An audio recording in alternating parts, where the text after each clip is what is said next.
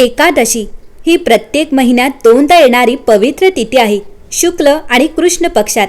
या दिवशी विशेषतः भगवान विष्णू यांची पूजा केली जाते। पापांचा नाश, धर्मग्रंथानुसार एकादशी व्रत केल्याने पाप नष्ट होतात आणि आत्मा शुद्ध होतो।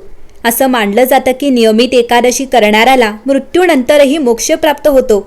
या दिवशी भगवान विष्णूंची पूजा केल्यास जीवनातील संकट कमी होतात, सुख शांती आणि समृद्धी मिळते। महिन्यातून 2 वेळा उपवास करावा, यामुळे पचन संस्थेला विश्रांती मिळते, शरीरातील विषारी घटक बाहेर पडतात।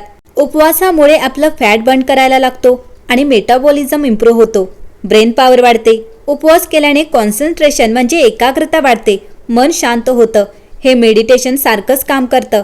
या उपवासातील शरीरातील हार्मोन्स बॅलन्स करतात, स्ट्रेस कमी होतो आणि एनर्जी वाढते।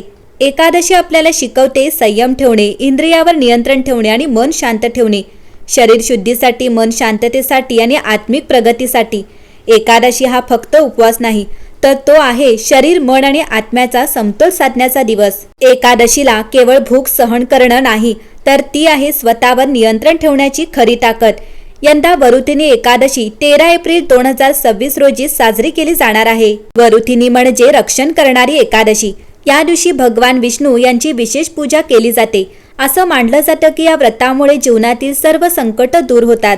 मंडळी, तुमच्या आयुष्यात सतत अडचणी येत आहेत का? तर नशीब साथ देत नाही असं वाटतंय? तर ही एक एकादशी तिथी आहे जी तुमचं आयुष्य पूर्ण बदलू शकते।